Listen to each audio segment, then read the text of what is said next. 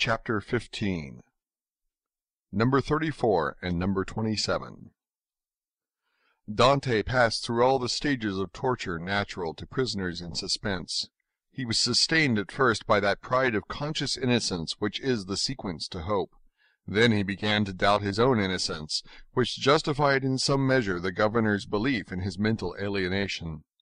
And then, relaxing his sentiment of pride, he addressed his supplications not to God, but to man. God is always the last resource. Unfortunates, who ought to begin with God, do not have any hope in him till they have exhausted all other means of deliverance. Dante asked to be removed from his present dungeon into another, for a change, however disadvantageous, was still a change, and would afford him some amusement. He entreated to be allowed to walk about, to have fresh air, books, and writing materials. His requests were not granted, but he went on asking all the same. He accustomed himself to speaking to the new jailer, although the latter was, if possible, more taciturn than the old one, but still, to speak to a man, even though mute, was something. Dante spoke for the sake of hearing his own voice. He had tried to speak when alone, but the sound of his voice terrified him. Often before his captivity, Dante's mind had revolted at the idea of assemblages of prisoners, made up of thieves, vagabonds, and murderers. He now wished to be amongst them, in order to see some other face besides that of his jailer. He sighed for the galleys, with the infamous costume, the chain, and the brand on the shoulder. The galley slaves breathed the fresh air of heaven and saw each other. They were very happy. He besought the jailer one day to let him have a companion, were it even the mad abbé. The jailer, though rough and hardened by the constant sight of so much suffering, was yet a man. At the bottom of his heart he had often had a feeling of pity for this unhappy young man who suffered so, and he laid the request of number 34 before the governor.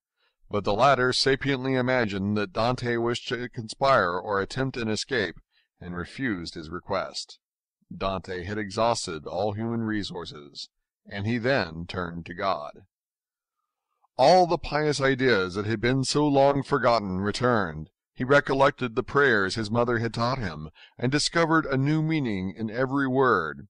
For in prosperity prayers seem but a mere medley of words, until misfortune comes, and the unhappy sufferer first understands the meaning of the sublime language in which he invokes the pity of heaven.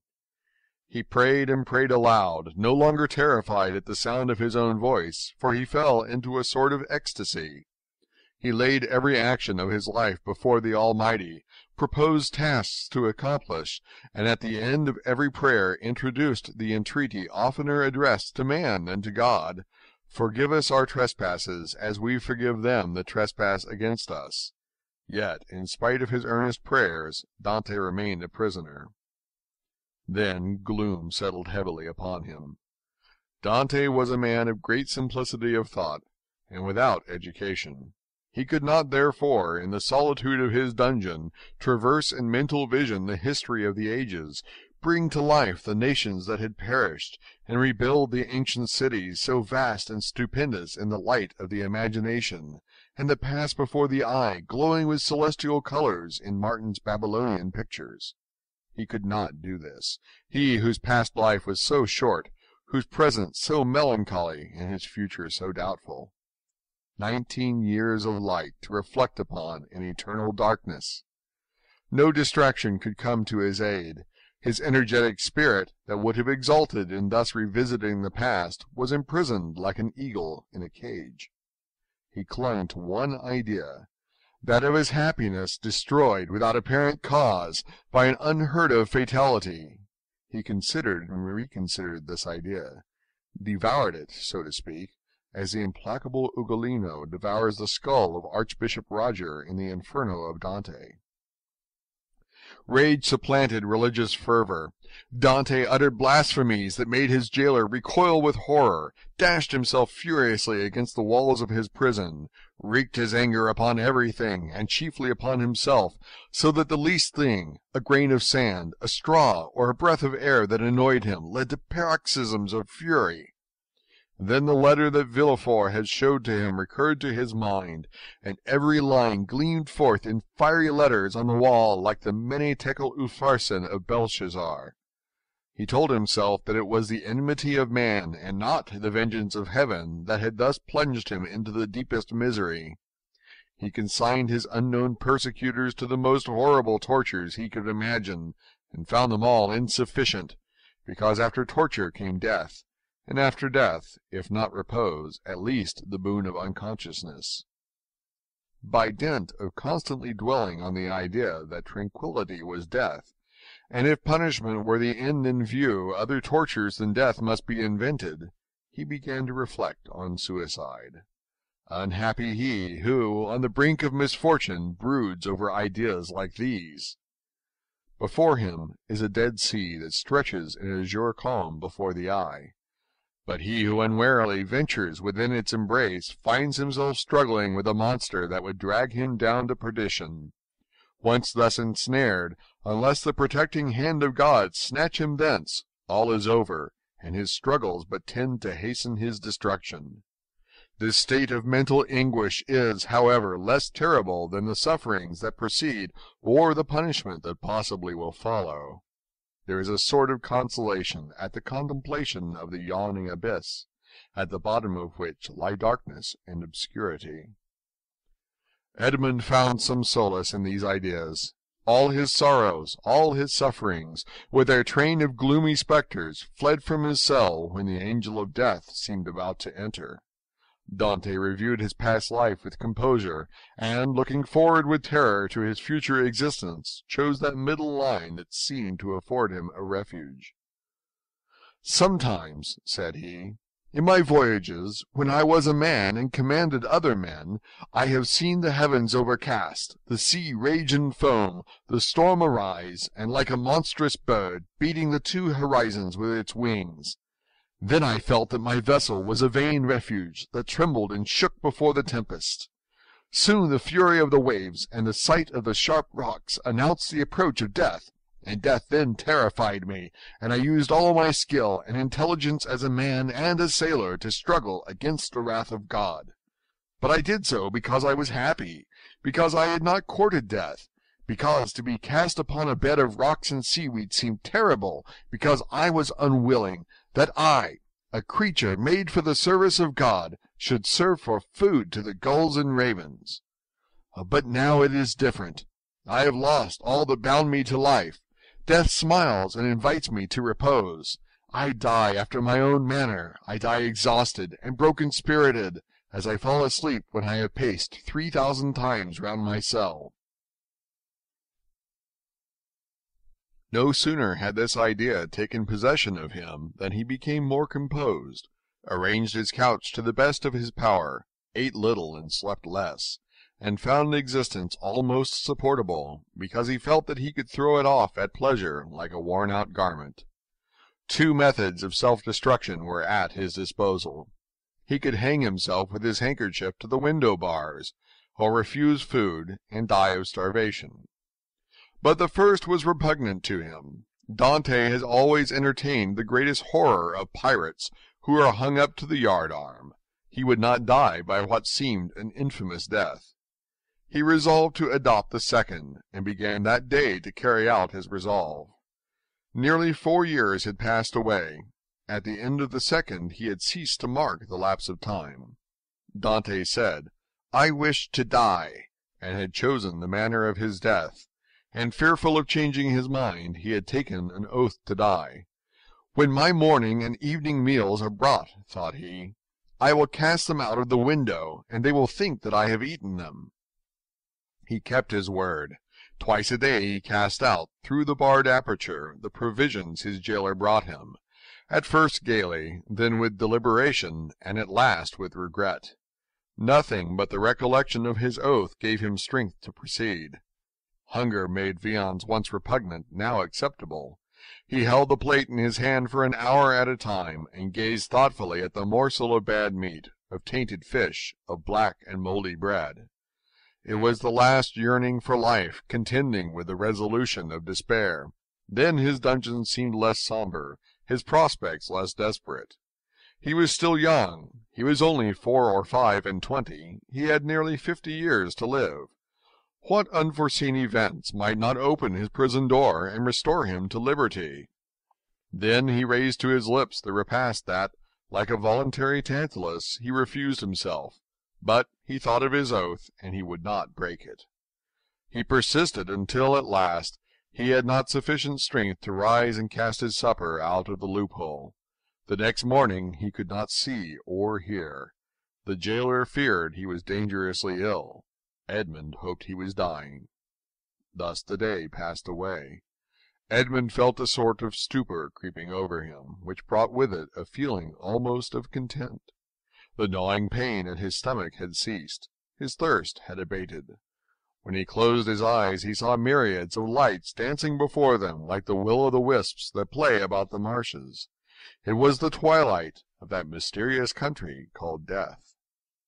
Suddenly, about 9 o'clock in the evening, Edmund heard a hollow sound in the wall against which he was lying. So many loathsome animals inhabited the prison that their noise did not, in general, awake him. But whether abstinence had quickened his faculties, or whether the noise was really louder than usual, Edmund raised his head and listened.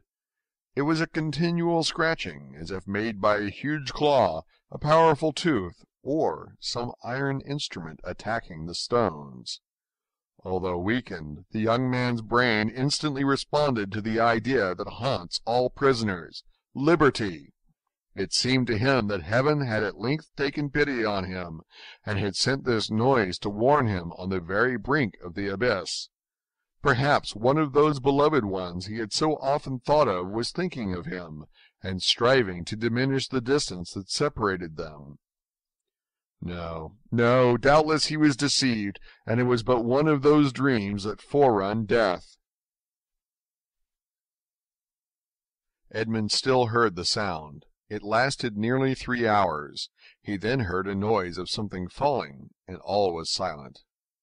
Some hours afterwards it began again, nearer and more distinct.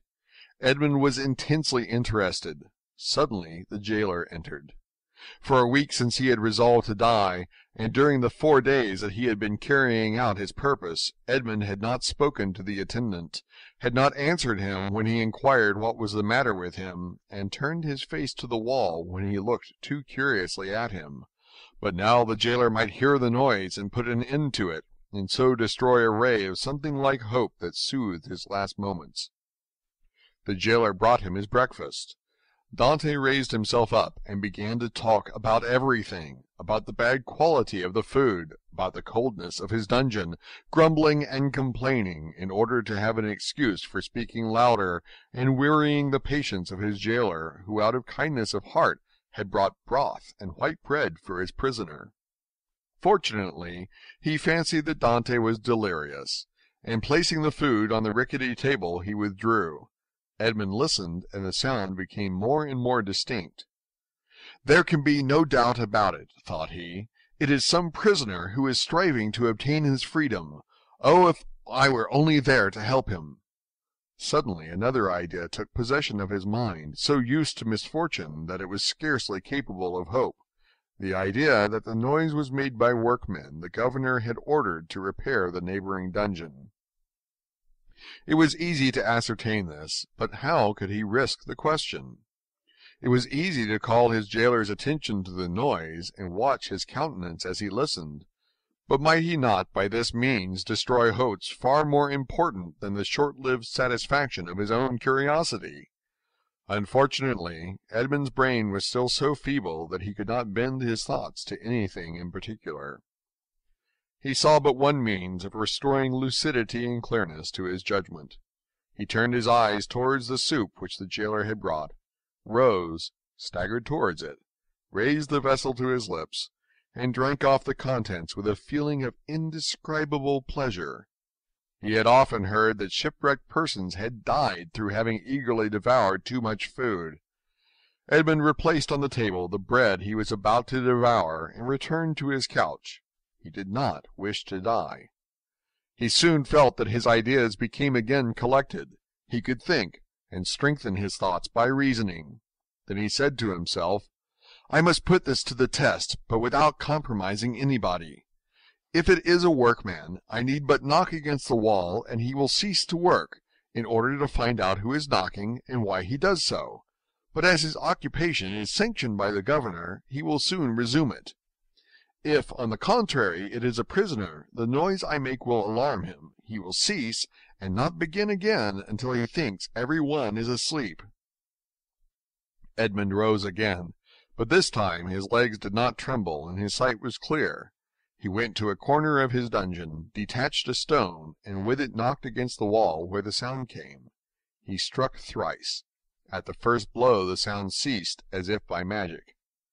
Edmund listened intently. An hour passed, 2 hours passed, and no sound was heard from the wall. All was silent there. Full of hope, Edmund swallowed a few mouthfuls of bread and water, and, thanks to the vigor of his constitution, found himself well nigh recovered. The day passed away in utter silence. Night came without recurrence of the noise. "It is a prisoner," said Edmund joyfully. The night passed in perfect silence. Edmund did not close his eyes. In the morning the jailer brought him fresh provisions. He had already devoured those of the previous day. He ate these, listening anxiously for the sound, walking round and round his cell, shaking the iron bars of the loophole, restoring vigor and agility to his limbs by exercise, and so preparing himself for his future destiny. At intervals he listened to learn if the noise had not begun again, and grew impatient at the prudence of the prisoner, who did not guess he had been disturbed by a captive as anxious for liberty as himself. 3 days passed, 72 long, tedious hours, which he counted off by minutes. At length, one evening, as the jailer was visiting him for the last time that night, Dante, with his ear for the 100th time at the wall, fancied he heard an almost imperceptible movement among the stones. He moved away, walked up and down his cell to collect his thoughts, and then went back and listened. The matter was no longer doubtful. Something was at work on the other side of the wall. The prisoner had discovered the danger, and had substituted a lever for a chisel. Encouraged by this discovery, Edmund determined to assist the indefatigable laborer. He began by moving his bed, and looked around for anything with which he could pierce the wall, penetrate the moist cement, and displace a stone. He saw nothing. He had no knife or sharp instrument. The window grating was of iron, but he had too often assured himself of its solidity. All his furniture consisted of a bed, a chair, a table, a pail, and a jug. The bed had iron clamps, but they were screwed to the wood, and it would have required a screwdriver to take them off. The table and chair had nothing. The pail had once possessed a handle, but that had been removed. Dante had but one resource, which was to break the jug, and with one of the sharp fragments attack the wall. He let the jug fall on the floor, and it broke in pieces.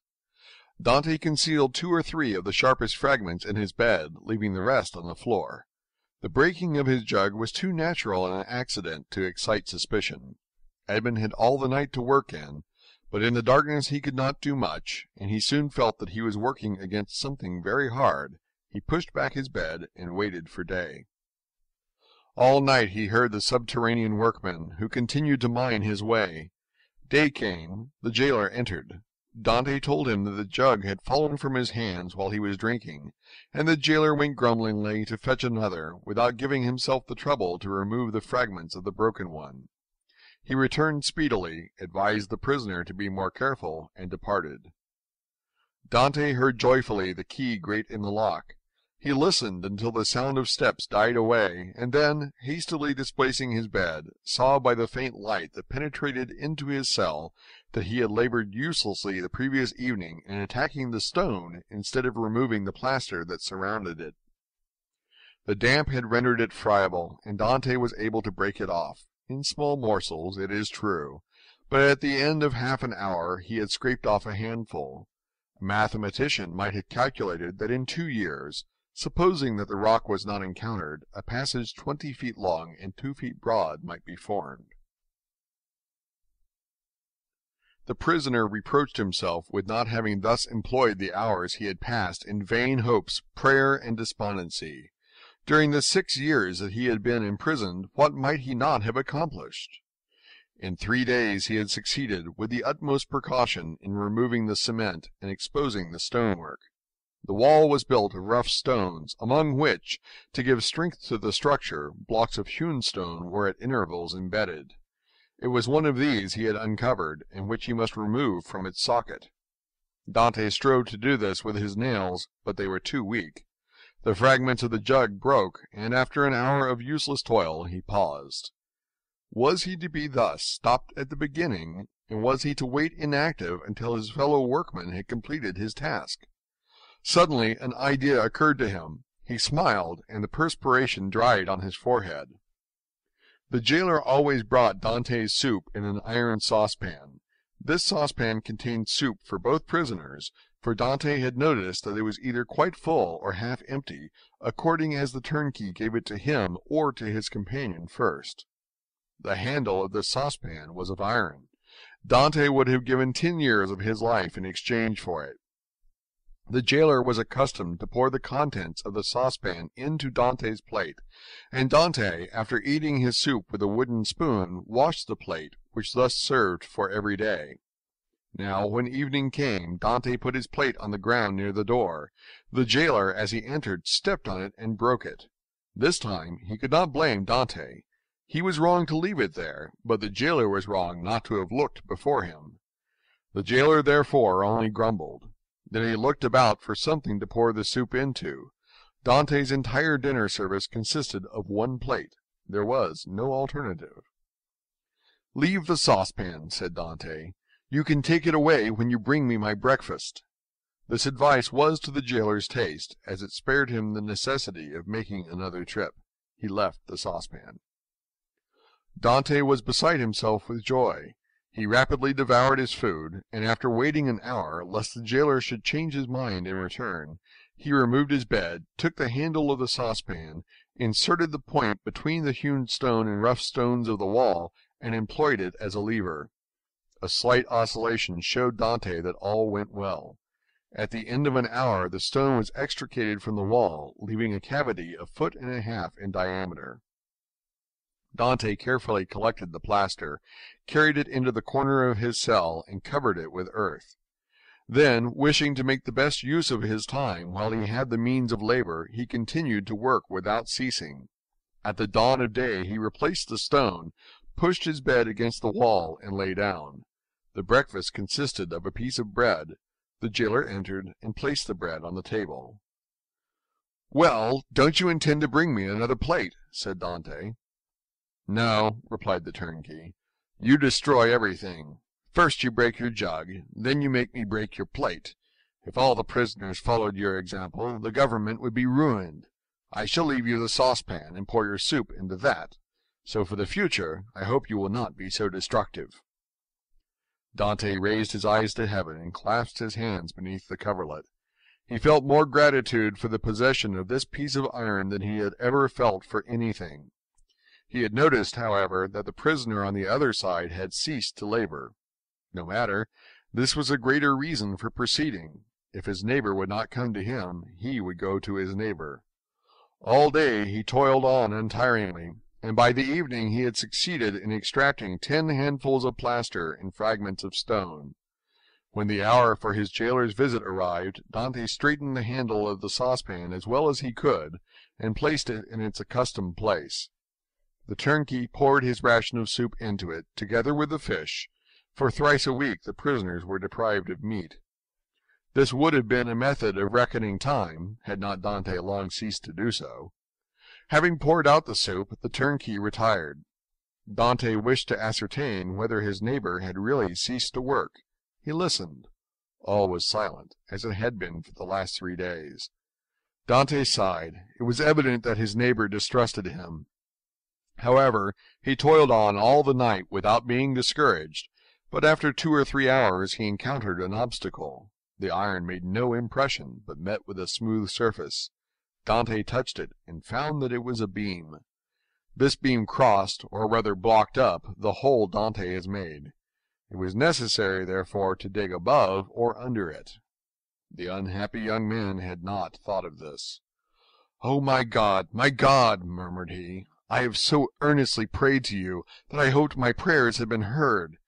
After having deprived me of my liberty, after having deprived me of death, after having recalled me to existence, my God, have pity on me, and do not let me die in despair." "Who talks of God and despair at the same time?" said a voice that seemed to come from beneath the earth, and, deadened by the distance, sounded hollow and sepulchral in the young man's ears. Edmund's hair stood on end, and he rose to his knees. "Ah," said he, "I hear a human voice."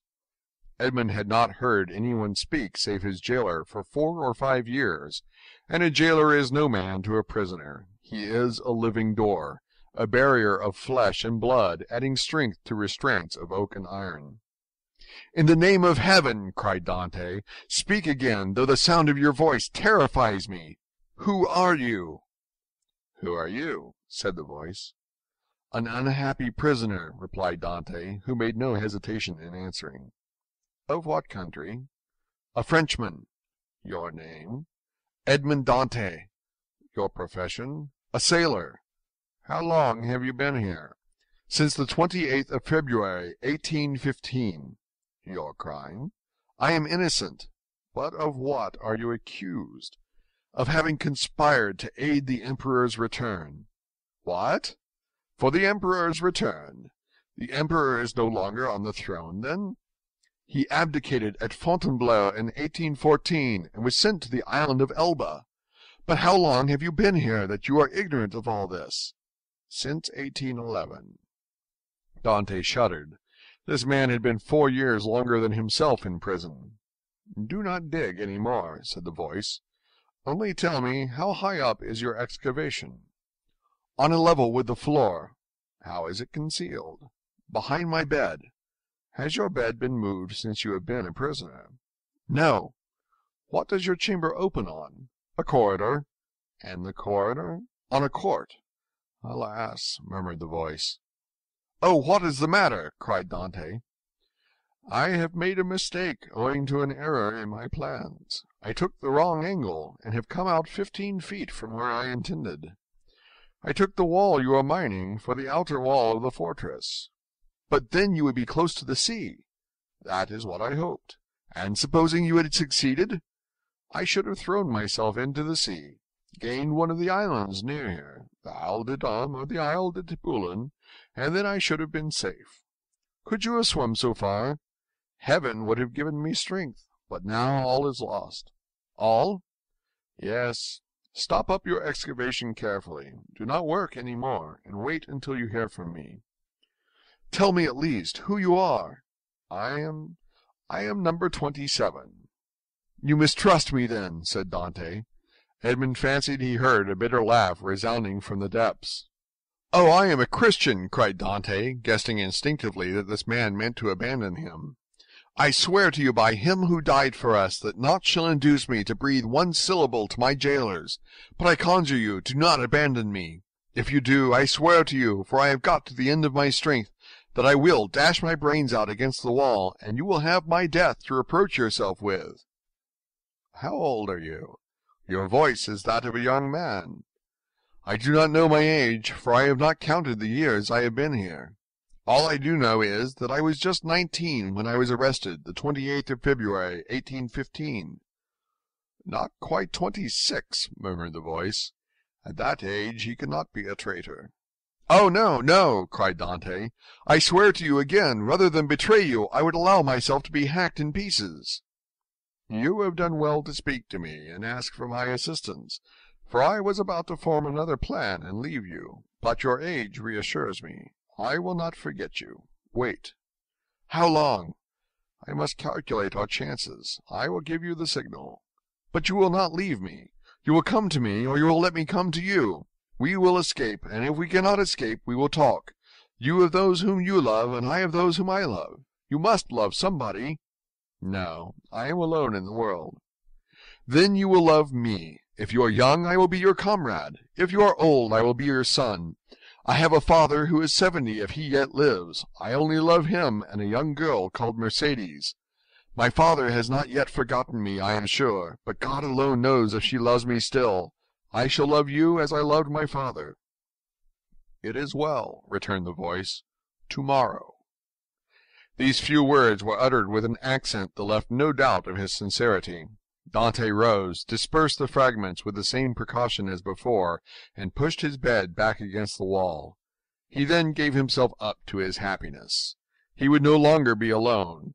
He was, perhaps, about to regain his liberty. At the worst, he would have a companion, and captivity that is shared is but half captivity. Plaints made in common are almost prayers, and prayers where 2 or 3 are gathered together invoke the mercy of heaven. All day Dante walked up and down his cell. He sat down occasionally on his bed, pressing his hand on his heart. At the slightest noise he bounded towards the door. Once or twice the thought crossed his mind that he might be separated from this unknown, whom he loved already, and then his mind was made up. When the jailer moved his bed and stooped to examine the opening, he would kill him with his water jug. He would be condemned to die, but he was about to die of grief and despair when this miraculous noise recalled him to life. The jailer came in the evening. Dante was on his bed. It seemed to him that thus he better guarded the unfinished opening. Doubtless there was a strange expression in his eyes, for the jailer said, "Come, are you going mad again?" Dante did not answer. He feared that the emotion of his voice would betray him. The jailer went away, shaking his head. Night came. Dante hoped that his neighbor would profit by the silence to address him, but he was mistaken. The next morning, however, just as he removed his bed from the wall, he heard 3 knocks. He threw himself on his knees. "Is it you?" said he. "I am here." "Is your jailer gone?" "Yes," said Dante. "He will not return until the evening, so that we have 12 hours before us." "I can work, then," said the voice. "Oh, yes, yes, this instant, I entreat you." In a moment that part of the floor on which Dante was resting his 2 hands, as he knelt with his head in the opening, suddenly gave way. He drew back smartly, while a mass of stones and earth disappeared in a hole that opened beneath the aperture he himself had formed. Then from the bottom of this passage, the depth of which it was impossible to measure, he saw appear, first the head, then the shoulders, and lastly the body of a man who sprang lightly into his cell. End of chapter 15. Chapter 16. A learned Italian. Seizing in his arms the friend so long and ardently desired, Dantès almost carried him towards the window, in order to obtain a better view of his features by the aid of the imperfect light that struggled through the grating. He was a man of small stature, with hair bleached rather by suffering and sorrow than by age. He had a deep-set, penetrating eye, almost buried beneath the thick grey eyebrow, and a long, and still black, beard reaching down to his breast. His thin face, deeply furrowed by care, and the bold outline of his strongly marked features, betokened a man more accustomed to exercise his mental faculties than his physical strength. Large drops of perspiration were now standing on his brow, while the garments that hung about him were so ragged that one could only guess at the pattern upon which they had originally been fashioned. The stranger might have numbered 60 or 65 years, but a certain briskness and appearance of vigour in his movements made it probable that he was aged more from captivity than the course of time. He received the enthusiastic greeting of his young acquaintance with evident pleasure, as though his chilled affections were rekindled and invigorated by his contact with one so warm and ardent. He thanked him with grateful cordiality for his kindly welcome, although he must at that moment have been suffering bitterly to find another dungeon where he had fondly reckoned on discovering a means of regaining his liberty. "Let us first see," said he, "whether it is possible to remove the traces of my entrance here. Our future tranquillity depends upon our jailor's being entirely ignorant of it." Advancing to the opening, he stooped and raised the stone easily in spite of its weight. Then, fitting it into its place, he said, "You removed this stone very carelessly, but I suppose you had no tools to aid you." "Why," exclaimed Dantès with astonishment, Do you possess any? I made myself some, and with the exception of a file, I have all that are necessary, a chisel, pincers, and lever. Oh, how I should like to see these products of your industry and patience! Well, in the first place, here is my chisel. So saying, he displayed a sharp, strong blade, with a handle made of beechwood. And with what did you contrive to make that? inquired Dantès. With one of the clamps of my bedstand, and this very tool has sufficed me to hollow out the road by which I came hither, a distance of about 50 feet. 50 feet! responded Dantès, almost terrified. Do not speak so loud, young man. Don't speak so loud. It frequently occurs in a state prison like this, that persons are stationed outside the doors of the cells, purposely to overhear the conversation of the prisoners. But they believe I am shut up alone here. That makes no difference. Are you saying that you dug your way a distance of 50 feet to get here? I do. That is about the distance that separates your chamber from mine. Only, unfortunately, I did not curve right, for want of the necessary geometric instruments to calculate my scale of proportion. Instead of taking an ellipse of 40 feet, I made it 50. I expected, as I told you, to reach the outer wall, pierce through it, and throw myself into the sea. I have, however, kept along the corridor in which your chamber opens, instead of going beneath it. My labour is all in vain, for I find that the corridor looks into a courtyard filled with soldiers. That's true, said Dantès, but the corridor you speak of only bounds one side of my cell. There are 3 others. Do you know anything of their situation? This one is built against the solid rock, and it would take 10 experienced miners, duly furnished with the requisite tools, as many years to perforate it. This adjoins the lower part of the governor's apartments, and were we to work our way through, we should only get into some lock-up cells, where we must necessarily be recaptured. The 4th and last side of your cell faces on... Stop a minute. Now where does it face? The wall of which he spoke was the one in which was fixed the loophole by which light was admitted to the chamber. This loophole, which gradually diminished in size as it approached the outside, to an opening through which a child could not have passed, was, for better security, furnished with 3 iron bars, so as to quiet all apprehensions, even in the mind of the most suspicious jailer, as to the possibility of a prisoner's escape. As the stranger asked the question, he dragged the table beneath the window. "Climb up," said he to Dantès. The young man obeyed, mounted on the table, and, divining the wishes of his companion, placed his back securely against the wall, and held out both hands. The stranger, whom as yet Dantès knew only by the number of his cell, sprang up with an agility by no means to be expected in a person of his years, and, light and steady on his feet as a cat or a lizard, climbed from the table to the outstretched hands of Dantès, and from them to his shoulders. Then, bending double, for the ceiling of the dungeon prevented him from holding himself erect, he managed to slip his head between the upper bars of the window, so as to be able to command a perfect view from top to bottom. An instant afterwards he hastily drew back his head, saying, "I thought so," and sliding from the shoulders of Dantès as dexterously as he had descended, he nimbly leaped from the table to the ground. "What was it that you thought?" asked the young man anxiously, in his turn descending from the table. The elder prisoner pondered the matter. "Yes," said he at length, "it is so. This side of your chamber looks out upon a kind of open gallery, where patrols are continually passing, and sentries keep watch day and night." "Are you quite sure of that?" "Certain. I saw the soldier's shape and the top of his musket. That made me draw my head in so quickly, for I was frightful he might also see me." "Well?" inquired Dantès. "You perceive, then, the utter impossibility of escaping through your dungeon?" "Then," pursued the young man eagerly. "Then," answered the elder prisoner, "the will of God will be done." and as the old man slowly pronounced those words, an air of profound resignation spread itself over his careworn countenance. Dantès gazed on the man who could thus philosophically resign hopes so long and ardently nourished, with an astonishment mingled with admiration.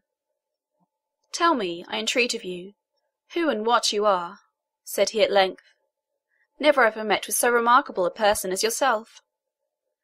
"Willingly," answered the stranger, "if indeed you feel any curiosity respecting one, now, alas, powerless to aid you in any way." "Say not so. You can counsel and support me by the strength of your own powerful mind. Pray let me know who you really are." The stranger smiled a melancholy smile. "Then listen," said he. "I am the Abbé Faria, and have been imprisoned, as you know, in this Chateau d'Ilf since the year 1811, previously to which I had been confined for 3 years in the fortress of Fenestrella. In the year 1811 I was transferred to Piedmont in France. It was at this period I learned that the destiny which seemed subservient to every wish formed by Napoleon had bestowed on him a son, named King of Rome even in his cradle. I was very far then from expecting the change you have just informed me of, namely, that 4 years afterwards this colossus of power would be overthrown. Then who reigns in France at this moment? Napoleon II? No, Louis XVIII. The brother of Louis XVII? How inscrutable are the ways of Providence! For what great and mysterious purpose has it pleased Heaven to abase the man once so elevated, and rise up him who was so abased?" Dantès' whole attention was riveted on a man who could thus forget his own misfortunes while occupying himself with the destinies of others. "Yes, yes," continued he, "'twill be the same as it were in England. After Charles I, Cromwell; after Cromwell, Charles II, and then James II, and then some son-in-law or relation, some Prince of Orange, a stadtholder, who becomes a king. Then new concessions to the people, then a constitution, then liberty. Ah, my friend," said the abbé, turning towards Dantès, and surveying him with the kindling gaze of a prophet, "you are young. You will see all this come to pass." "Probably, if I ever get out of prison." "True," replied Faria. "We are prisoners, but I forget this sometimes, and there are even moments when my mental vision transports me beyond these walls, and I fancy myself at liberty." "But wherefore are you here?" "Because in 1807 I dreamed of the very plan Napoleon tried to realize in 1811. Because, like Machiavelli, I desired to alter the political face of Italy, and instead of allowing it to be split up into a quantity of petty principalities, each held by some weak or tyrannical ruler, I sought to form one large, compact, and powerful empire. And lastly, because I fancied I had found my Caesar Borgia in a crowned simpleton, who feigned to enter into my views only to betray me. It was the plan of Alexander VI and Clement VII, but it will never succeed now, for they attempted it fruitlessly, and Napoleon was unable to complete his work. Italy seems fated to misfortune." And the old man bowed his head. Dantès could not understand a man risking his life for such matters. Napoleon certainly he knew something of, insomuch as he had seen and spoken with him. But of Clement VII and Alexander VI he knew nothing. "Are you not," he asked, "the priest who here in the Chateau d'Ilf is generally thought to be ill?" "Mad, you mean, don't you?" "I do not like to say so," answered Dantès, smiling. "Well, then," resumed Ferreri with a bitter smile, "let me answer your question in full, by acknowledging that I am the poor mad prisoner of the Chateau d'Ilf, for many years permitted to amuse the different visitors with what is said to be my insanity, and, in all probability, I should be promoted to the honour of making sport for the children, if such innocent beings could be found in an abode devoted like this to suffering and despair." Dantès remained for a short time mute and motionless. At length he said, Then you abandon all hope of escape?" "I perceive its utter impossibility, and I consider it impious to attempt that which the Almighty evidently does not approve." "Nay, be not discouraged. Would it not be expecting too much to hope to succeed at your first attempt? Why not try to find an opening in another direction from that which has so unfortunately failed?" "Alas, it shows how little notion you can have of all it has cost me to effect a purpose so unexpectedly frustrated, that you talk of beginning over again. In the first place, I was 4 years making the tools I possess, and have been 2 years scraping and digging out earth, hard as granite itself. Then what toil and fatigue has it not been to remove huge stones I should once have deemed impossible to loosen?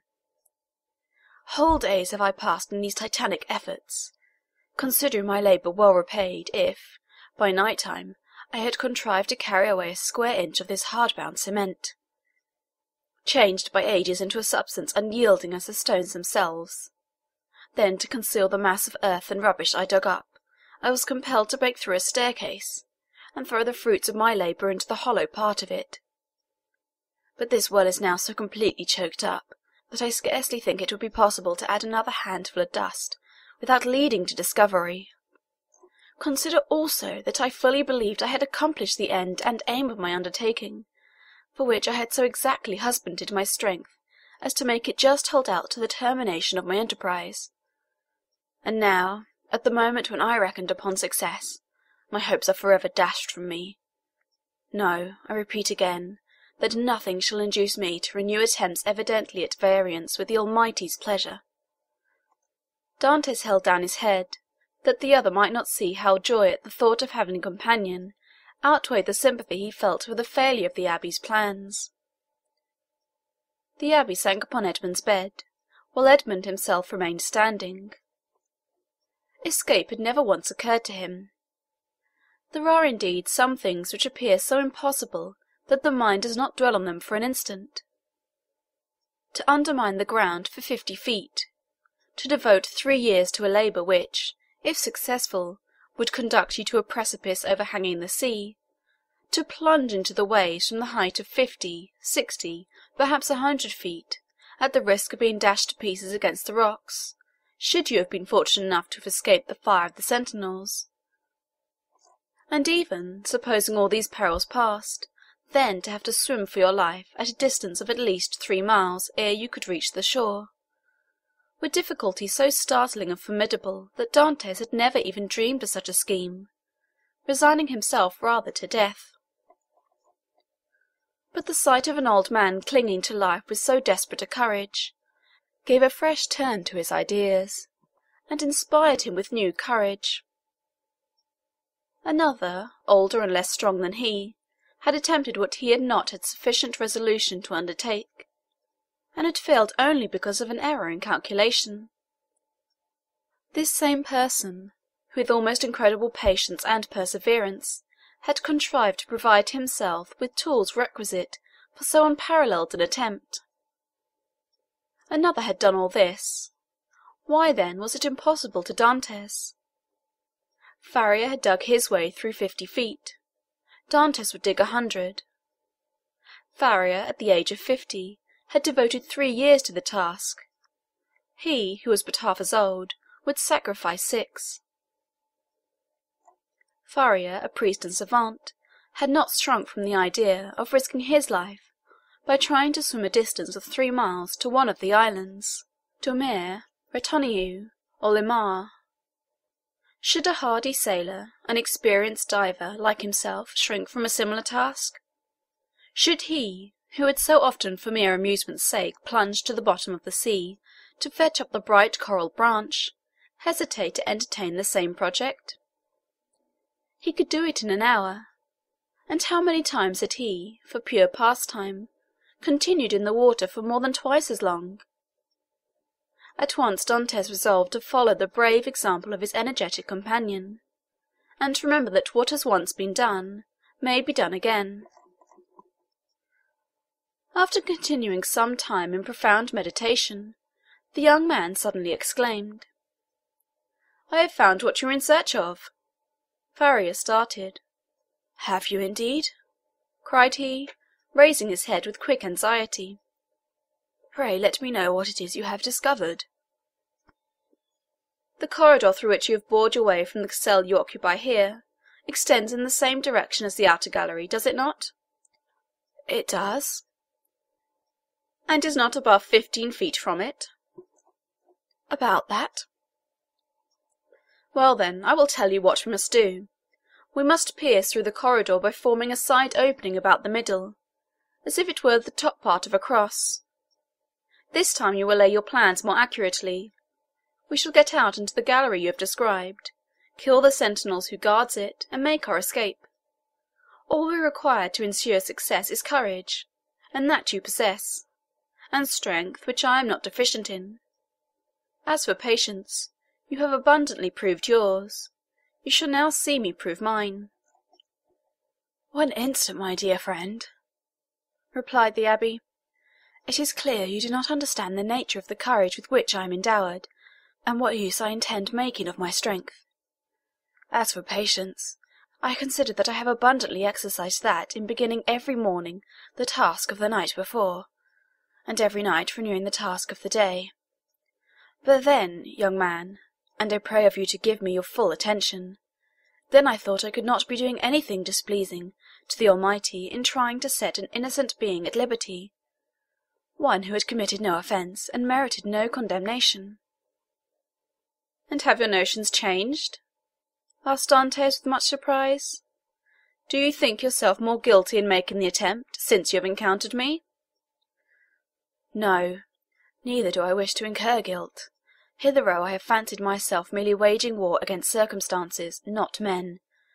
I have thought it no sin to bore through a wall or destroy a staircase, but I cannot so easily persuade myself to pierce a heart or take away a life." A slight movement of surprise escaped Dantès. "Is it possible," said he, "that where your liberty is at stake you can allow any such scruple to deter you from obtaining it?" "Tell me," replied Ferreri, "what has hindered you from knocking down your jailer with a piece of wood torn from your bedstead, dressing yourselves in his clothes, and endeavouring to escape?" "Simply the fact that the idea never occurred to me," answered Dantès. "Because," said the old man, "the natural repugnance to the commission of such a crime prevented you from thinking of it, and so it ever is because, in simple and allowable things, our natural instincts keep us from deviating from the strict line of duty. The tiger, whose nature teaches him to delight in shedding blood, needs but the sense of smell to show him when his prey is within his reach, and by following this instinct he is enabled to measure the leap necessary to permit him to spring on his victim. But man, on the contrary, loathes the idea of blood. It is not alone that the laws of social life inspire him with the shrinking dread of taking life. His natural construction and physiological formation. Dantès was confused and silent at this explanation of the thoughts which had unconsciously been working in his mind, or rather soul. For there are two distinct sorts of ideas, those that proceed from the head, and those that emanate from the heart. "Since my imprisonment," said Ferreri, "I have thought over all the most celebrated cases of escape on record. They have rarely been successful. Those that have been crowned with full success have been long meditated upon, and carefully arranged. Such, for instance, as the escape of the Duc de Buffon from the Château de Vincennes, that of the Abbé Dubuquois from Fort l'Evêque, of Latude from the Bastille. Then there are those for which chance sometimes affords opportunity, and those are the best of us. Let us, therefore, wait patiently for some favourable moment, and when it presents itself, profit by it." "Ah," said Dantès, "you might well endure the tedious delay. You were constantly employed in the task you set yourself, and when weary with toil, you had your hopes to refresh and encourage you." "I assure you," replied the old man, "I do not turn to that source for recreation or support." "What did you do, then?" "I wrote or studied. Were you then permitted the use of pens, ink, and paper? Oh, no, answered the abbé. I had none but what I made for myself. You made paper, pens, and ink? Yes. Dantès gazed with admiration, but he had some difficulty in believing. Faria saw this.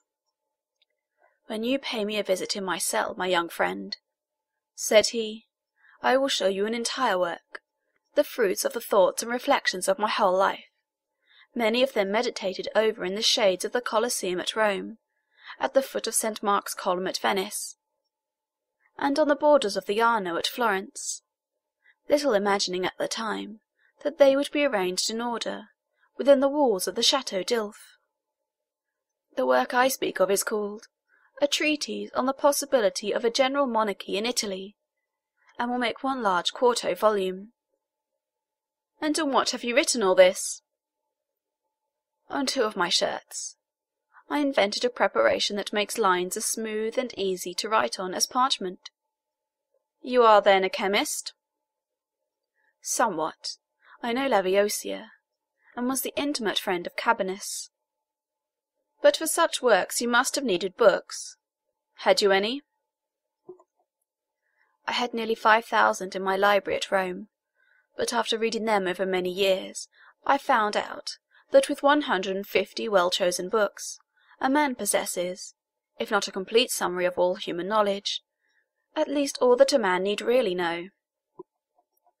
I devoted 3 years of my life to reading and studying these 150 volumes, till I knew them nearly by heart, so that since I have been in prison, a very slight effort of memory has enabled me to recall their contents as readily as though the pages were open before me.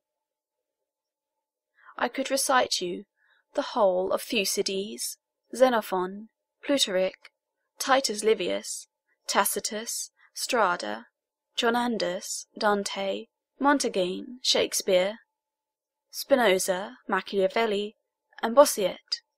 I name only the most important. You are doubtless acquainted with a variety of languages, so as to be able to read all these? Yes, I speak 5 of the modern tongues, that is to say, German, French, Italian, English, and Spanish. By the aid of ancient Greek, I learned modern Greek. I don't speak it so well as I could wish, but I am still trying to improve myself. Improve yourself? Repeated Dantès. Why, how can you manage to do so? Why, I made a vocabulary of the words I knew, turned, returned, and arranged them, so as to enable me to express my thoughts through their medium.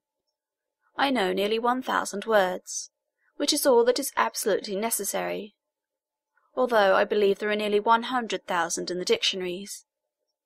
I cannot hope to be very fluent, but I certainly should have no difficulty in explaining my wants and wishes, and that would be quite as much as I should ever require.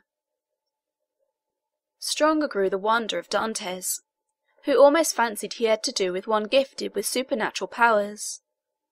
Still hoping to find some imperfection which might bring him down to a level with human beings, he added, "Then, if you were not furnished with pens, how did you manage to write the work which you speak of?" "I made myself some excellent ones, which would be universally preferred to all others if once known. You are aware what huge whitings are served to us on maigre days. Well, I selected the cartilages of the heads of these fishes, and you can scarcely imagine the delight with which I welcome the arrival of each Wednesday, Friday, and Saturday, as affording me the means of increasing my stock of pens. For I will freely confess that my historical labours have been my greatest solace and relief. While retracing the past, I forget the present, and traversing at will the path of history, I cease to remember that I am myself a prisoner." "But the ink," said Dantès. "Of what do you make your ink?" "There was formerly a fireplace in my dungeon," replied Faris, "but it was closed up long ere I became an occupant of this prison. Still, it must have been many years in use, for it was thickly covered with a coating of soot. This soot I dissolved in a portion of the wine brought to me every Sunday, and I assure you a better ink cannot be desired. For very important notes, for which closer attention is required, I pricked one of my fingers, and wrote with my own blood." "And when," asked Dantès, "may I see all this?" "Whenever you please," replied the abbé. "Oh, then let it be directly!" exclaimed the young man. "Follow me, then," said the abbé, as he re-entered the subterranean passage, in which he soon disappeared, followed by Dantès. Chapter 17. The Abbé's Chamber. After having passed with tolerable ease through the subterranean passage, which, however, did not admit of their holding themselves erect, the two friends reached the further end of the corridor, into which the abbé's cell opened. From that point the passage became much narrower, and barely permitted one to creep through on hands and knees. The floor of the abbé's cell was paved, and it had been by raising one of the stones in the most obscure corner that Faria had been able to commence the laborious task of which Dantès had witnessed the completion. As he entered the chamber of his friend, Dantès cast around one eager and searching glance in quest of the expected marvels, but nothing more than common met his view. "It is well," said the abbé. "We have some hours before us. It is now just 12:15 o'clock. Instinctively Dantès turned round to observe by what watch or clock the abbé had been able so accurately to specify the hour. "Look at this ray of light which enters by my window," said the abbé, "and then observe the lines traced on the wall. Well, by means of these lines, which are in accordance with the double motion of the earth, and the ellipse it describes round the sun, I am enabled to ascertain the precise hour with more minuteness than if I possessed a watch, for that might be broken or deranged in its movements, while the sun and earth never vary in their appointed paths." This last explanation was wholly lost upon Dantès, who had always imagined, from seeing the sun rise from behind the mountains and set in the Mediterranean, that it moved, and not the earth. A double movement of the globe he inhabited, and of which he could feel nothing, appeared to him perfectly impossible. Each word that fell from his companion's lips seemed fraught with the mysteries of science, as worthy of digging out as the gold and diamonds in the mines of Guzerat and Golconda, which he could just recollect having visited during a voyage made in his earliest youth. "Come," he said to the abbé, "I am anxious to see your treasures." The abbé smiled, and proceeding to the disused fireplace, raised, by the help of his chisel, a long stone, which had doubtless been the hearth, beneath which was a cavity of considerable depth, serving as a safe depository of the articles mentioned to Dantès. "What do you wish to see first?" asked the abbé. "Oh, your great work on the monarchy of Italy." Faria then drew forth from his hiding-place 3 or 4 rolls of linen, laid one over the other, like folds of papyrus. These rolls consisted of slips of cloth, about 4 inches wide and 18 long. They were all carefully numbered and closely covered with writing, so legible that Dantès could easily read it, as well as make out the sense, it being in Italian, a language he, as a Provençal, perfectly understood. "There," he said. "There is the work complete.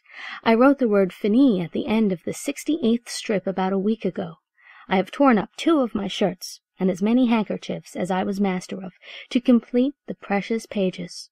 Should I ever get out of prison, and find in all Italy a printer courageous enough to publish what I have composed, my literary reputation is forever secured." "I see," answered Dantès. "Now let me behold the curious pens with which you have written your work." "Look," said Faria, showing to the young man a slender stick about 6 inches long, and much resembling the size of the handle of a fine painting brush, to the end of which was tied by a piece of thread one of those cartridges of which the abbé had before spoken to Dantès. It was pointed and divided at the nib like an ordinary pen. Dantès examined it with intense admiration, then looked around to see the instrument with which it had been shaped so correctly into form. "Ah, yes," said Faria, "the penknife. That's my masterpiece. I made it, as well as this larger knife, out of an old iron candlestick. The penknife was sharp and keen as a razor, As for the other knife, it would serve a double purpose, and with it one could cut and thrust. Dantes examined the various articles shown to him with the same attention that he had bestowed on the curiosities and strange tools exhibited in the shops at Marseilles, as the works of the savages in the South Seas from whence they had been brought by the different trading vessels. "As for the ink," said Ferreri, "I told you how I managed to obtain that, and I only just make it from time to time as I require it." "One thing still puzzles me," observed Dantes, "and that is how you managed to do all this by daylight." "I worked at night also," replied Ferreri. "Night? Why, for heaven's sake, are your eyes like cats that you can see to work in the dark?" "Indeed they are not, but God has supplied man with the intelligence that enables him to overcome the limitations of natural conditions. I furnished myself with a light." "You did? Pray tell me how." "I separated the fat from the meat served to me, melted it, and so made oil. Here is my lamp." So saying, the Abbé exhibited a sort of torch very similar to those used in public illuminations. "But light?" "Here are 2 flints and a piece of burnt linen." "And matches?" "I pretended that I had a disorder of the skin, and asked for a little sulphur, which was readily supplied." Dantes laid the different things he had been looking at on the table, and stood with his head drooping on his breast, as though overwhelmed by the perseverance and strength of Ferria's mind. "You have not seen all yet," continued Ferri, "for I did not think it wise to trust all my treasures in the same hiding-place. Let us shut this one up." They put the stone back in its place. The Abbé sprinkled a little dust over it to conceal the traces of it having been removed, rubbed his foot well on it to make it assume the same appearance as the other, and then, going towards his bed, he removed it from the spot it stood in. Behind the head of the bed, and concealed by a stone fitting in so closely as to defy all suspicion, was a hollow space, and in this space a ladder of cords between 25 and 30 feet in length. Dantes closely and eagerly examined it. He found it firm, solid, and compact enough to bear any weight. "Who supplied you with the materials for making this wonderful work?" "I tore up several of my shirts, and ripped out the seams in the sheets of my bed, during my 3 years' imprisonment at Fenestrelle, and when I was removed to the Château d'If, I managed to bring the ravellings with me, so that I have been able to finish my work here." "And was it not discovered that your sheets were unhemmed?" "Oh, no, for when I had taken out the thread I required, I hemmed the edges over again." "With what?" "With this needle," said the Abbé, as opening his ragged vestments, he showed Dantes a long, sharp fishbone, with a small perforated eye for the thread, a small portion of which still remained in it. "I once thought," continued Ferri, "of removing these iron bars and letting myself down from the window, which, as you see, is somewhat wider than yours, although I should have enlarged it still more preparatory to my flight. However, I discovered that I should merely have dropped into a sort of inner court, and I therefore renounced the project altogether as too full of risk and danger. Nevertheless, I carefully preserved my ladder against one of those unforeseen opportunities of which I just spoke, and which sudden chance frequently brings about."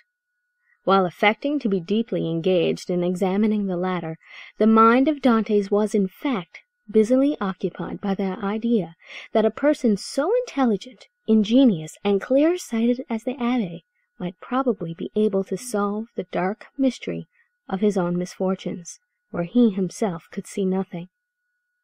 "What are you thinking of?" asked the Abbé smilingly, inputting the deep abstraction in which his visitor was plunged to the excess of his awe and wonder.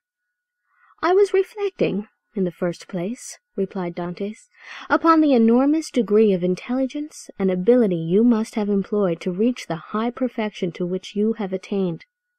What would you not have accomplished if you had been free?" "Possibly nothing at all. The overflow of my brain would probably, in a state of freedom, have evaporated in 1,000 follies. Misfortune is needed to bring to light the treasures of the human intellect. Compression is needed to explode gunpowder. Captivity has brought my mental faculties to a focus, and you are well aware that from the collision of clouds electricity is produced. From electricity, lightning. From lightning, illumination." "No," replied Dantès, "I know nothing. Some of your words are to me quite empty of meaning. You must be blessed indeed to possess the knowledge you have." The abbé smiled. "Well," said he, "but you had another subject for your thoughts. Did you not say so just now?" "I did." "You have told me, as yet, but one of them. Let me hear the other." "It was this, that while you had related to me all the particulars of your past life, you were perfectly unacquainted with mine. Your life, my young friend, has not been of sufficient length to admit of your having passed through any very important events. It has been long enough to inflict on me a great and undeserved misfortune. I would fain fix the source of it on man, that I may no longer vent reproaches upon heaven." "Then you profess ignorance of the crime with which you are charged." "I do indeed, and this I swear by the two beings most dear to me upon the earth, my father and Mercedes." "Come," said the abbé, closing his hiding-place and pushing the bed back to its original situation. "Let me hear your story." Dantès obeyed, and commenced what he called his history, but which consisted only of the account of the voyage to India, and 2 or 3 voyages to the Levant, until he arrived at the recital of his last cruise, with the death of Captain Leclerc, and the receipt of a packet to be delivered by himself to the Grand Marshal. His interview with that personage, and his receiving, in place of the packet brought, a letter addressed to a Monsieur Noirtier, his arrival at Marseilles, and interview with his father, his affection for Mercedes and their nuptial feast, his arrest and subsequent examination, his temporary detention at the Palais de Justice, and his final imprisonment in the Château d'If. From this point everything was a blank to Dantès. He knew nothing more, not even the length of time he had been imprisoned. His recital finished, the abbé reflected long and earnestly. "There is," said he, at the end of his meditations, "a clever maxim, which bears upon what I was saying to you some little while ago, and that is, that unless wicked ideas take root in a naturally depraved mind, human nature, in a right and wholesome state, revolts at crime. Still, from an artificial civilization have originated wants, vices, and false tastes, which occasionally become so powerful as to stifle within us all good feelings, and ultimately to lead us into guilt and wickedness. From this view of things, then, comes the axiom that if you visit to discover the author of any bad action, seek first to discover the person to whom the perpetration of that bad action could be, in any way, advantageous. Now, to apply it in your case, to whom could your disappearance have been serviceable? To no one, by heaven. I was a very insignificant person. Do not speak thus, for your reply evinces neither logic nor philosophy. Everything is relative, my dear young friend, from the king who stands in the way of his successor to the employee who keeps his rival out of a place. Now, in the event of the king's death, his successor inherits a crown. When the employee dies, the supernumerary steps into his shoes, and receives his salary of 12,000 livres. Well, these 12,000 livres are his civil list, and are as essential to him as the 12 millions of a king. Every one, from the highest to the lowest degree, has his place on the social ladder, and is beset by stormy passions and conflicting interests, as in Descartes' theory of pressure and impulsion. But these forces increase as we go higher, so that we have a spiral which, in defiance of reason, rests upon the apex and not on the base. Now, let us return to your particular world. You say you were on the point of being made captain of the Pharaon. Yes.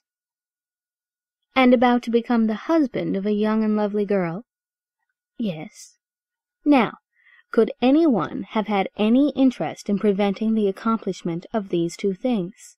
But let us first settle the question as to its being the interest of anyone to hinder you from being captain of the Pharaon. What say you?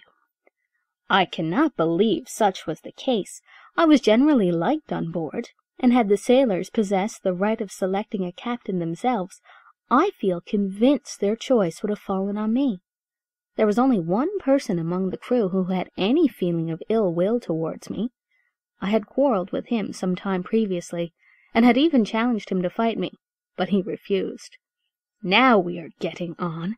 And what was this man's name? Danglars. What rank did he hold on board? He was supercargo. And had you been captain, should you have retained him in his employment? Not if the choice had remained with me, for I had frequently observed inaccuracies in his accounts. Good again. Now then, tell me, was any person present during your last conversation with Captain Leclerc? No, we were quite alone. Could your conversation have been overheard by anyone? It might, for the cabin door was open, and— Stay, now I recollect. Danglars himself passed by just as Captain Leclerc was giving me the packet for the Grand Marshal. That's better, cried the Abbé. Now we are on the right scent. Did you take anybody with you when you put into the port of Elba? Nobody. Somebody there received your packet, and gave you a letter in place of it, I think. Yes, the Grand Marshal did. And what did you do with that letter? Put it into my portfolio. You had your portfolio with you, then? Now, how could a sailor find room in his pocket for a portfolio large enough to contain an official letter? You are right. It was left on board. Then it was not till your return to the ship that you put the letter in the portfolio? No. And what did you do with this same letter while returning from Porto Ferrero to the vessel? I carried it in my hand, so that when you went on board the Pharaon, everybody could see that you held a letter in your hand? Yes. Danglars as well as the rest? Danglars as well as others. Now listen to me, and try to recall every circumstance attending your arrest. Do you recollect the words in which the information against you was formulated?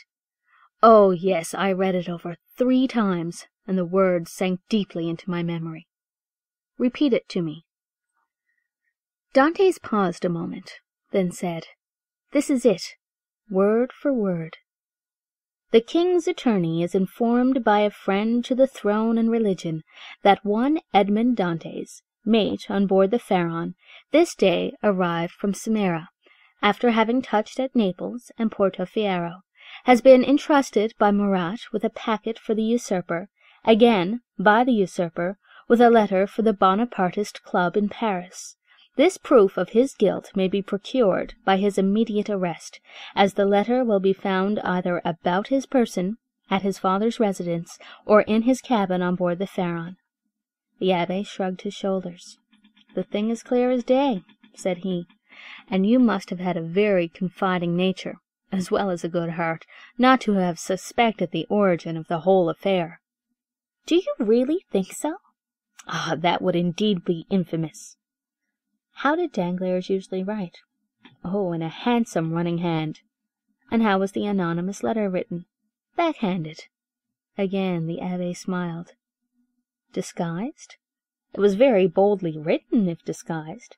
Stop a bit, said the Abbé, taking up what he called his pen, and after dipping it into the ink, he wrote on a piece of prepared linen, with his left hand, the first 2 or 3 words of the accusation.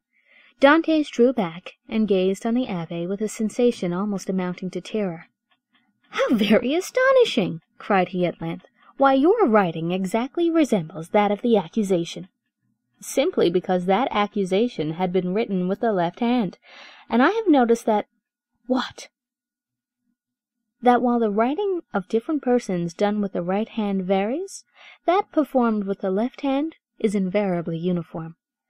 You have evidently seen and observed everything. Oh, let us proceed. Oh, yes, yes. Now, as regards the second question. I'm listening. Was there any person whose interest it was to prevent your marriage with Mercedes?" "Yes, a young man who loved her." "And his name was?" "Fernand." "That is a Spanish name, I think." "He was a Catalan. You imagine him capable of writing the letter?" "Oh, no, he would more likely have got rid of me by sticking a knife into me." That is in strict accordance with the Spanish character. An assassination they will unhesitatingly commit, but an act of cowardice, never. Besides, said Dantes, the various circumstances mentioned in the letter were wholly unknown to him. You had never spoken of them yourself to anyone? To no one. Not even to your mistress? No, not even to my betrothed. Then it is Danglars. I feel quite sure of it now. Wait a little. Pray, was Danglars acquainted with Fernand? No. Yes, he was. Now I recollect. What? To have seen them both sitting at table together under an arbour at Père Pamphil's the evening before the day fixed for my wedding. They were in earnest conversation. Danglars was joking in a friendly way, but Fernand looked pale and agitated. Were they alone? There was a third person with them, whom I knew perfectly well, and who had, in all probability, made their acquaintance. He was a tailor named Caderousse, but he was very drunk. Stay! How strange that it should not have occurred to me before! Now I remember quite well that on the table round which they were sitting were pens, ink, and paper. Oh, the heartless, treacherous scoundrels! Exclaimed Dantes, pressing his hand to his throbbing brows. Is there anything else I can assist you in discovering, besides the villainy of your friends? Inquired the abbé with a laugh. Yes, replied Dantes eagerly. I would beg of you, who see so completely to the depth of things, and to whom the greatest mystery seems but an easy riddle, to explain to me how it was that I underwent no second examination, was never brought to trial, and above all, was condemned without ever having had sentence passed on me. That is altogether a different and more serious matter, responded the abbé. The ways of justice are frequently too dark and mysterious to be easily penetrated. All we have hitherto done in the matter has been child's play. If you wish me to enter upon the more difficult part of the business, you must assist me by the most minute information on every point. Pray ask me whatever questions you please, for in good truth you see more clearly into my life than I do myself. In the first place, then, who examined you? The king's attorney, his deputy, or a magistrate? The deputy. Was he young or old? About 6 or 7 and 20 years of age, I should say. So, answered the abbé, old enough to be ambitious, but too young to be corrupt. And how did he treat you? With more of mildness than severity. Did you tell him your whole story? I did. And did his conduct change at all in the course of your examination? He did appear much disturbed when he read the letter that had brought me into this scrape. He seemed quite overcome by my misfortune. By your misfortune? Yes. Then you feel quite sure that it was your misfortune he deplored. He gave me one great proof of his sympathy at any rate. And that? He burnt the sole evidence that could have at all incriminated me. What, the accusation? No, the letter. Are you sure? I saw it done. That alters the case. This man might after all be a greater scoundrel than you have thought possible. Upon my word, said Dantes, you make me shudder. Is the world filled with tigers and crocodiles? Yes, and remember that 2-legged tigers and crocodiles are more dangerous than the others. Never mind, let us go on. With all my heart, you tell me he burned the letter? He did, saying at the same time, you see, I thus destroy the only proof existing against you. This action is somewhat too sublime to be natural. You think so? I am sure of it. To whom was this letter addressed? To Monsieur Noirtier, number 13, Coq Heron, Paris. Now, can you conceive of any interest that your heroic deputy could possibly have had in the destruction of that letter? Why, it is not altogether impossible. He might have had, for he made me promise several times never to speak of that letter to anyone, assuring me he so advised me for my own interest, and more than this, he insisted on my taking a solemn oath never to utter the name mentioned in the address. "Noirtier," repeated the Abbé. "Noirtier. I knew a person of that name at the Count of the Queen of Etruria, a Noirtier, who had been a Girondin during the Revolution. What was your deputy called?" "De Villefort." The Abbé burst into a fit of laughter, while Dantès gazed on him in utter astonishment. "What ails you?" he said at length. "Do you see that ray of sunlight?" "I do." "Well, the whole thing is more clear to me than that sunbeam is to you.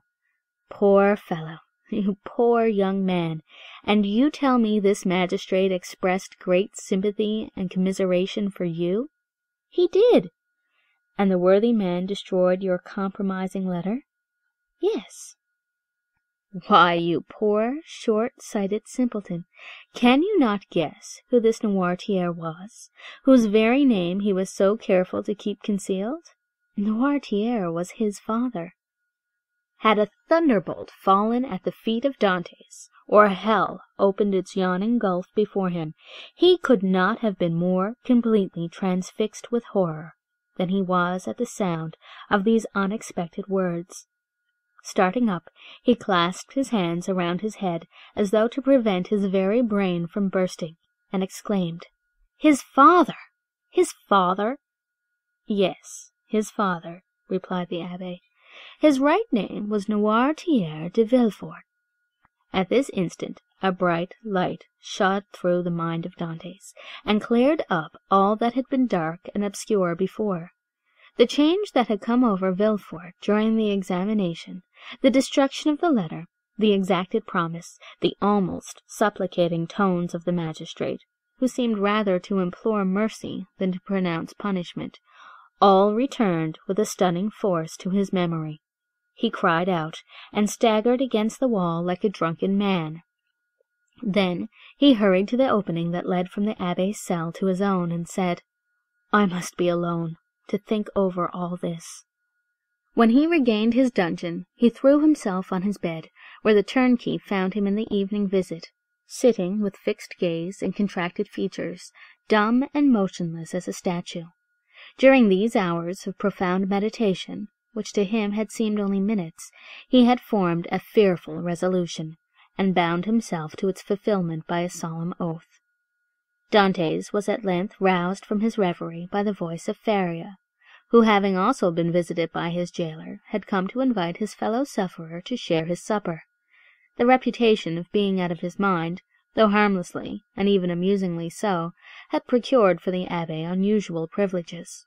He was supplied with bread of a finer, whiter quality than the usual prison fare, and even regaled each Sunday with a small quantity of wine. Now this was a Sunday, and the Abbé had come to ask his young companion to share the luxuries with him. Dantès followed.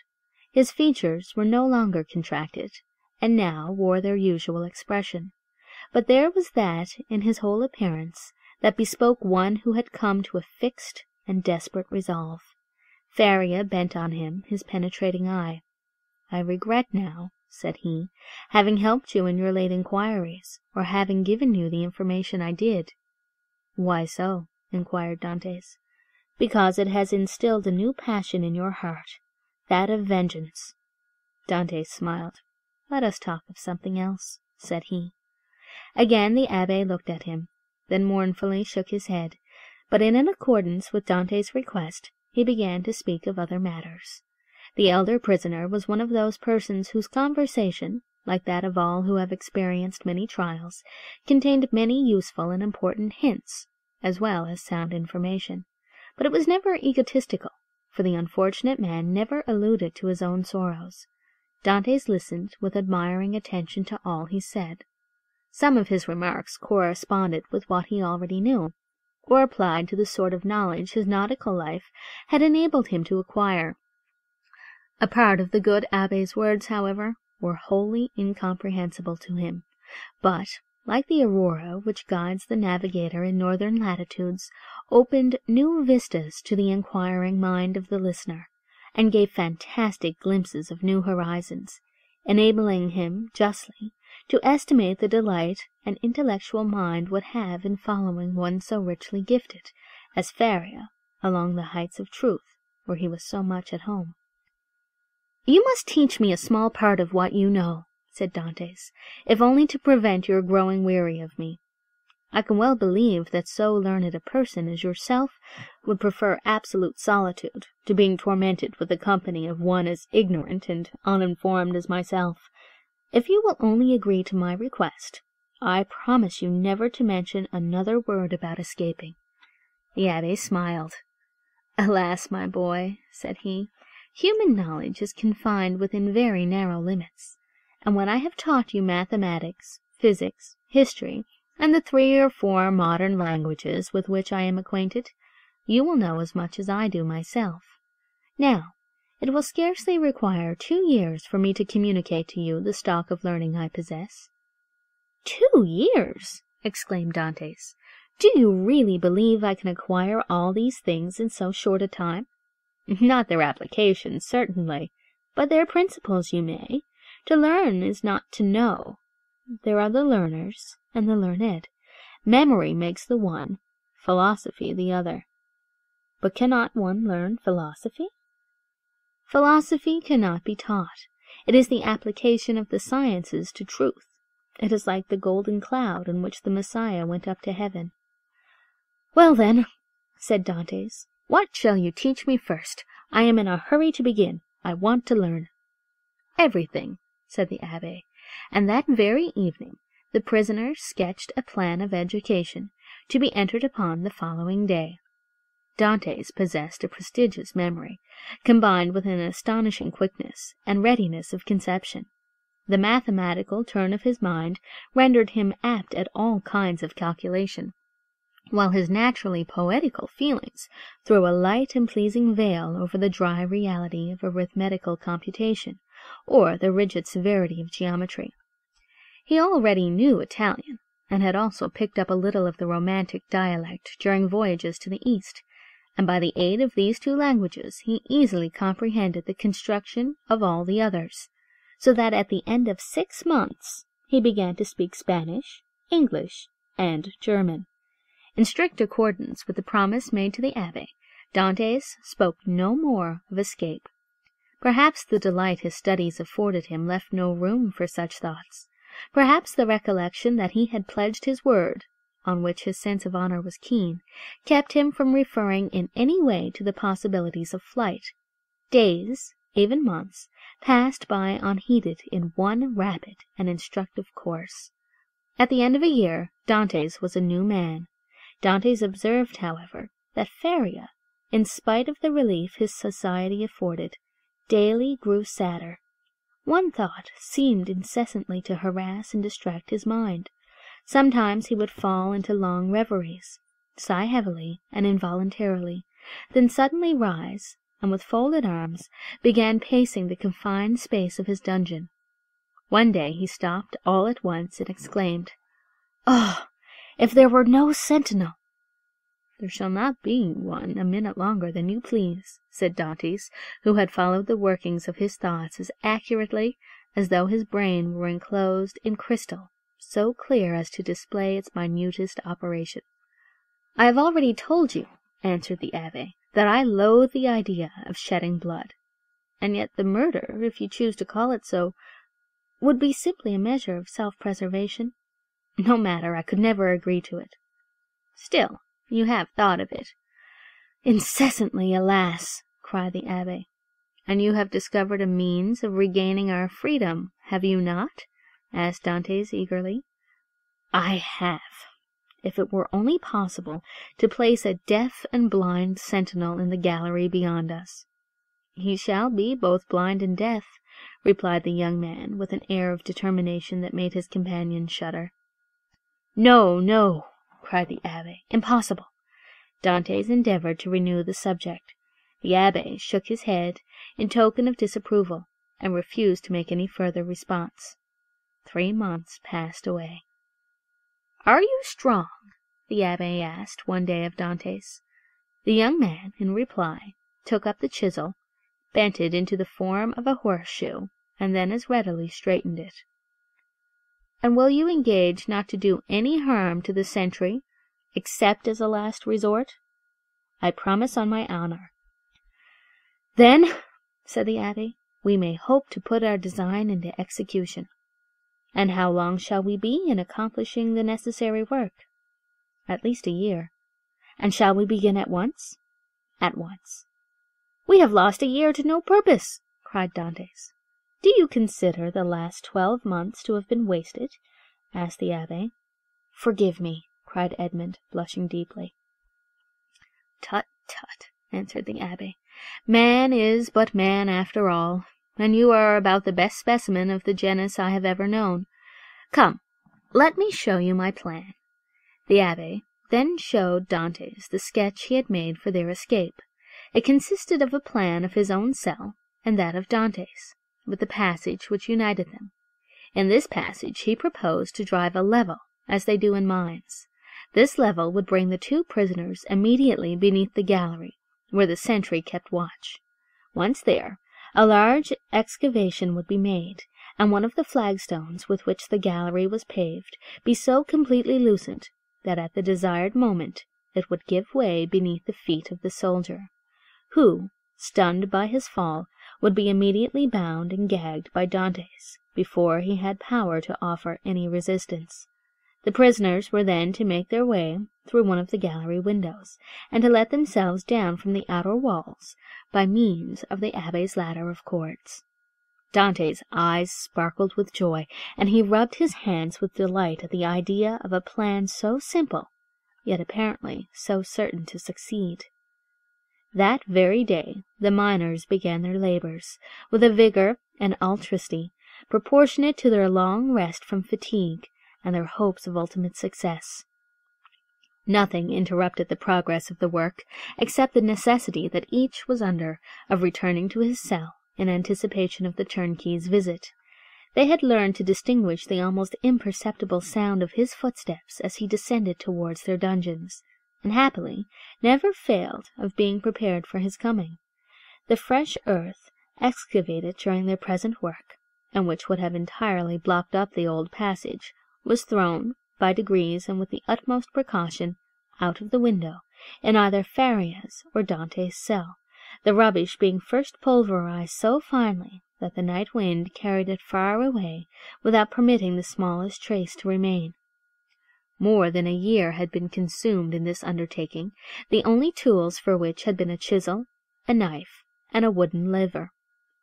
Faria still continuing to instruct Dantès by conversing with him, sometimes in one language, sometimes in another, at others relating to him the history of nations and great men who from time to time have risen to fame and trodden the path of glory. The Abbé was a man of the world, and had moreover mixed in the first society of the day. He wore an air of melancholy dignity, which Dantès, thanks to the imitative powers bestowed on him by nature, easily acquired, as well as that outward polish and politeness he had before been wanting in, and which is seldom possessed except by those who have been placed in constant intercourse with persons of high birth and breeding. At the end of 15 months the level was finished, and the excavation completed beneath the gallery, and the 2 workmen could distinctly hear the measured tread of the sentinel as he paced to and fro over their heads. Compelled as they were to await a night sufficiently dark to favour their flight, they were obliged to defer their final attempt till that auspicious moment should arrive. Their greatest dread now was lest the stone through which the sentry was doomed to fall should give way before its right time, and this they had in some measure provided against by propping it up with a small beam which they had discovered in the walls through which they had worked their way. Dantès was occupied in arranging this piece of wood, when he heard Faria, who had remained in Edmund's cell for the purpose of cutting a peg to secure their rope-ladder, call to him in a tone indicative of great suffering. Dantès hastened to his dungeon, where he found him standing in the middle of the room, pale as death, his forehead streaming with perspiration, and his hands clenched tightly together. "Gracious heavens!" exclaimed Dantès. "What is the matter? What has happened?" "Quick, quick!" returned the Abbé. "Listen to what I have to say." Dantès looked in fear and wonder at the livid countenance of Faria, whose eyes, already dull and sunken, were surrounded by purple circles, while his lips were white as those of a corpse, and his very hair seemed to stand on end. "Tell me, I beseech you, what ails you?" cried Dantes, letting his chisel fall to the floor. "Alas," faltered out the Abbé, "all is over with me. I am seized with a terrible, perhaps mortal illness. I can feel that the paroxysm is fast approaching. I had a similar attack the year previous to my imprisonment. This malady admits but of one remedy. I will tell you what that is. Go into my cell as quickly as you can. Draw out one of the feet that support the bed. You will find it has been hollowed out for the purpose of containing a small phial. You will see they're half filled with a red-looking fluid. Bring it to me. Or rather, no. I may be found here. Therefore, help me back to my room while I have the strength to drag myself along. Who knows what may happen, or how long the attack may last?" In spite of the magnitude of the misfortune which thus suddenly frustrated his hopes, Dantes did not lose his presence of mind, but descended into the passage, dragging his unfortunate companion with him. Then, half carrying, half supporting him, he managed to reach the Abbé's chamber, when he immediately laid the sufferer on his bed. "Thanks," said the poor Abbé, shivering as though his veins were filled with ice. "I am about to be seized with a fit of catalepsy. When it comes to its height, I shall probably lie still and motionless, as though dead, uttering neither sigh nor groan. On the other hand, the symptoms may be much more violent, and cause me to fall into fearful convulsions, foam at the mouth, and cry out loudly. Take care my cries are not heard, for if they are, it is more than probable I should be removed to another part of the prison, and we be separated for ever. When I become quite motionless, cold, and rigid as a corpse, then, and not before, be careful about this, force open my teeth with a knife, pour from 8 to 10 drops of the liquor contained in the phial down my throat, and I may perhaps revive." "Perhaps!" exclaimed Dantes in grief-stricken tones. "Help! Help!" cried the Abbé. I die." So sudden and violent was the fit that the unfortunate prisoner was unable to complete the sentence. A violent convulsion shook his whole frame. His eyes stared from their sockets, his mouth was drawn on one side, his cheeks became purple. He struggled, foamed, dashed himself about, and uttered the most dreadful cries, which, however, Dantes prevented from being heard by covering his head with the blanket. The fit lasted 2 hours. Then, more helpless than an infant, and colder and paler than marble, more crushed and broken than a reed trampled under foot, he fell back, doubled up in one last convulsion, and became as rigid as a corpse. Edmund waited till life seemed extinct in the body of his friend. Then, taking up the knife, he with difficulty forced open the closely fixed jaws, carefully administered the appointed number of drops, and anxiously awaited the result. An hour passed away, and the old man gave no sign of returning animation. Dantes began to fear he had delayed too long ere he administered the remedy, and thrusting his hands into his hair, continued gazing on the lifeless features of his friend. At length a slight colour tinged the livid cheeks. Consciousness returned to the dull open eyeballs, a faint sigh issued from the lips, and the sufferer made a feeble effort to move. "He is saved! He is saved!" cried Dantes in a paroxysm of delight. The sick man was not yet able to speak, but he pointed with evident anxiety towards the door. Dantes listened, and plainly distinguished the approaching steps of the jailer. It was therefore near 7 o'clock, but Edmund's anxiety had put all thoughts of time out of his head. The young man sprang to the entrance, darted through it, carefully drawing the stone over the opening, and hurried to his cell. He had scarcely done so before the door opened, and the jailer saw the prisoner seated as usual on the side of his bed. Almost before the key had turned in the lock, and before the departing steps of the jailer had died away in the long corridor he had to traverse, Dantes, whose restless anxiety concerning his friend left him no desire to touch the food brought him, hurried back to the Abbé's chamber, and raising the stone by pressing his head against it, was soon beside the sick man's couch. Ferreri had now fully regained his consciousness, but he still lay helpless and exhausted. "I did not expect to see you again," he said feebly to Dantes. "And why not?" asked the young man. "Did you fancy yourself dying?" "No, I had no such idea, but knowing that all was ready for flight, I thought you might have made your escape." The deep glow of indignation suffused the cheeks of Dantes. "Without you? Did you really think me capable of that?" "At least," said the Abbé, "I now see how wrong such an opinion would have been. Alas, alas, I am fearfully exhausted and debilitated by this attack." "Be of good cheer," replied Dantes. "Your strength will return." And as he spoke, he seated himself near the bed beside Ferreri, and took his hands. The Abbé shook his head. "The last attack I had," said he, "lasted but half an hour, and after it I was hungry, and got up without help. Now I can move neither my right arm nor leg, and my head seems uncomfortable, which shows that there has been a suffusion of blood on the brain. The third attack will either carry me off, or leave me paralyzed for life." "No," cried Dantes, "you are mistaken. You will not die, and your third attack, if indeed you should have another, will find you at liberty. We shall save you another time, as we have done this, only with a better chance of success, because we shall be able to command every requisite assistance." "My good Edmund," answered the Abbé, "be not deceived. The attack which has just passed away condemns me for ever to the walls of a prison. None can fly from a dungeon who cannot walk." "Well, we will wait. A week, a month, 2 months, if need be, and meanwhile your strength will return.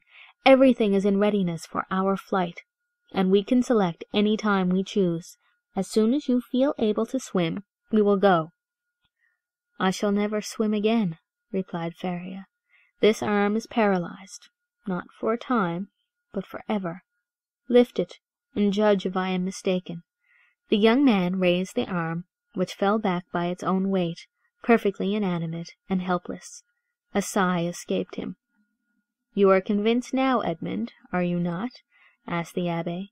"Depend upon it, I know what I say.